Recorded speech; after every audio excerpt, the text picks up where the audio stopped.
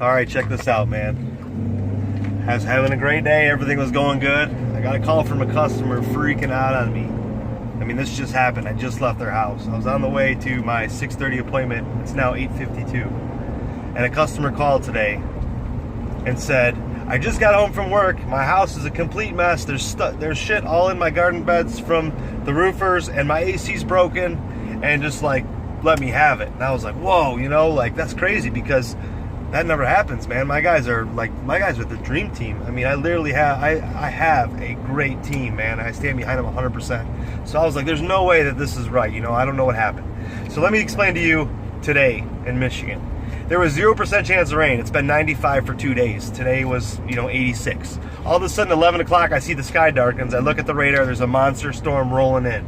I got 2 roofs completely torn off at noon, which, on a day with 0% chance of rain, it's not a big deal. Called my guys. Hey, there's a storm coming. Heads up, hurry up, get those roofs, dried in, tarp them, whatever we got to do to get them good, because the storm's going to come and go. It's like, it's probably an hour and a half of pouring rain. So I called the guys, yes, we're good, we're soaking wet, but we cleaned everything up, we're good to go. So this is what started this whole thing. So this customer came home. I left a voicemail on her answering machine at home, or her voicemail at home, not her cell. So as soon as she pulled in the house, she just let me have it, or pulled in the driveway, she let me have it. So, dude, I care so much. I care so much about my company and so much about my image, and like we try so hard, not only me, but the guys and my team. I know they try hard, When I send them stuff complaining about, a couple nails in the gutter or whatever, somebody has to tell me, that affects my guys because, we're a team and we're strong. So I freaking out, I go to my last appointment because I was on my way there. I was 45 minutes away from this job in Rochester. I get there. And the roof's like half prepped in, half tarped. I mean, everything's watertight for sure. I mean, there's no doubt about that. My guys would never leave it open. It was definitely watertight. Half dried in, so the synthetic felt was showing. The homeowner was unaware that, that it's waterproof. And then the tarps are going over the bundles on the top. But it was just like trashed, like the ground was cleaned up, but the roof there's cushions up there, there was lines hanging.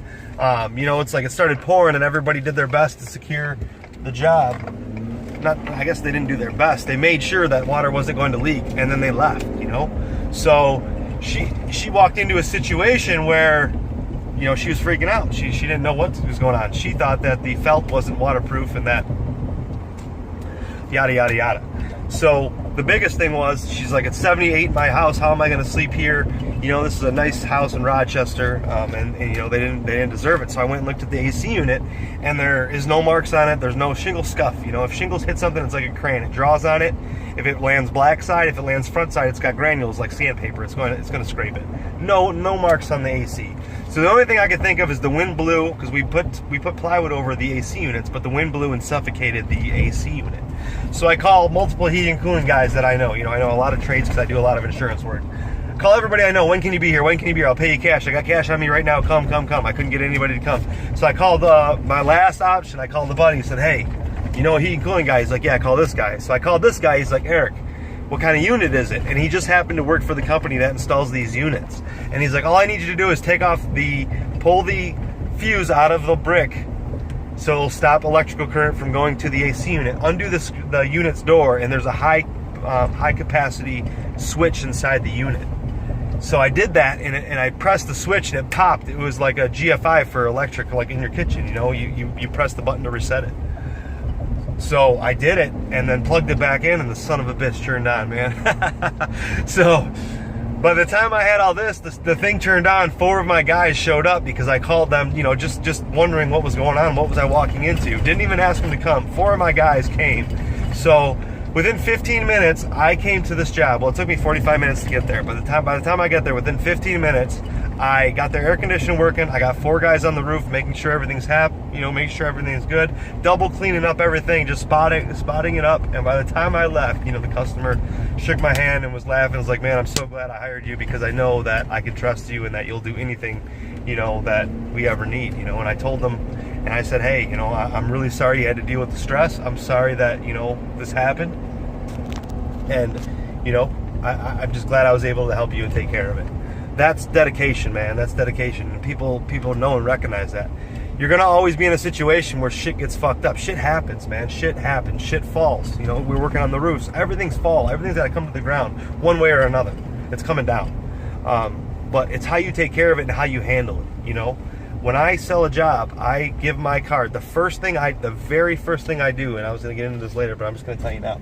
The very first thing I do when I sit down at the table is I take my business card out of the little thing in the folder and I slide it to them.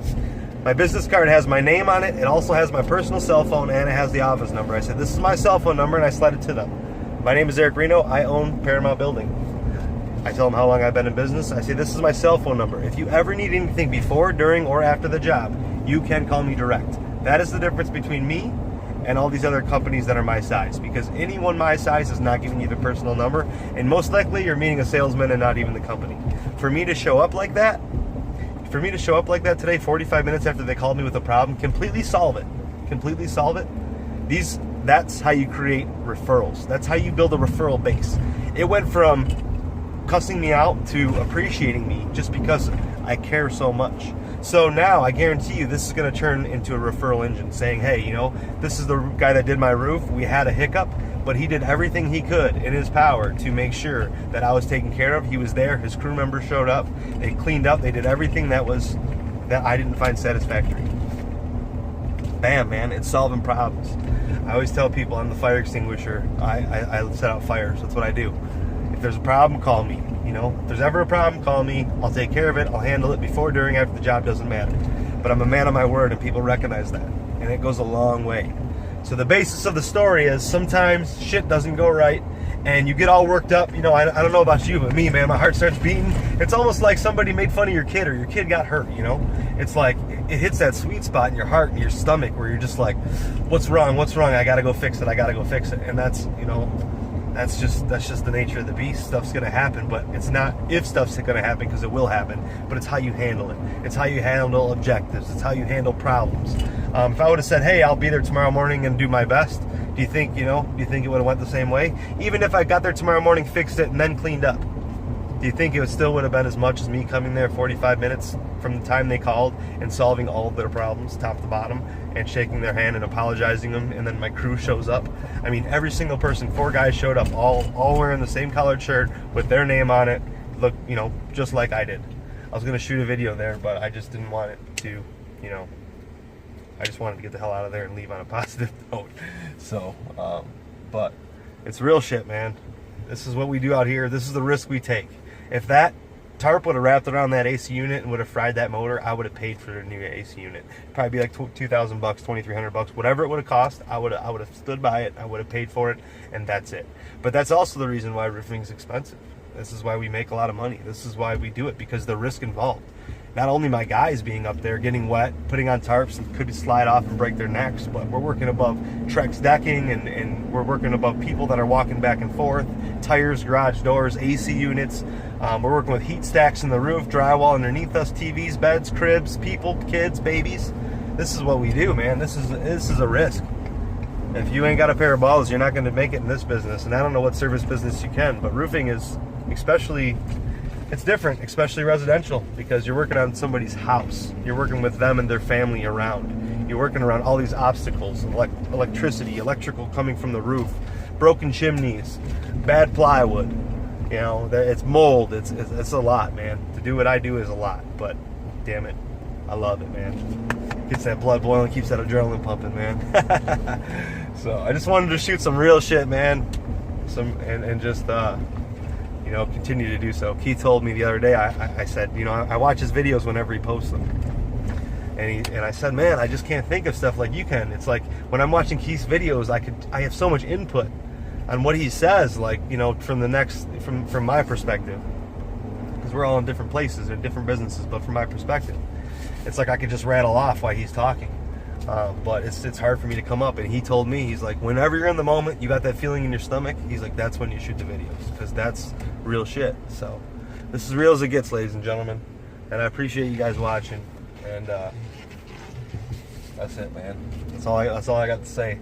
It's 9 o'clock. I still have one more place to go to. I don't usually like showing up late to appointments, but you know, whatever you got to do, you got to take care of your customers. They're number one. any bad publicity, any negativity can squander tons of work. I mean, if somebody's looking you up and you have 90 reviews and the top one was, yeah, the company did my roof, ruined my AC, stepped on my bushes, tarped my house. I mean, do you think how many people is that going to turn away? How much money are you losing off initial business? But what about the people that turned away and their referrals and their friends? Because you never know who you're going to meet, man. You got to keep that record clean. You got to do whatever it takes, man. Whatever it takes to get the job done. There's not another person that can cover for me. I promise you that. So, all right, man. That's what's up. I'm not editing it. I'm not doing anything to this video. I'm just going to upload it right the fuck now. So, get out there and get it. Later.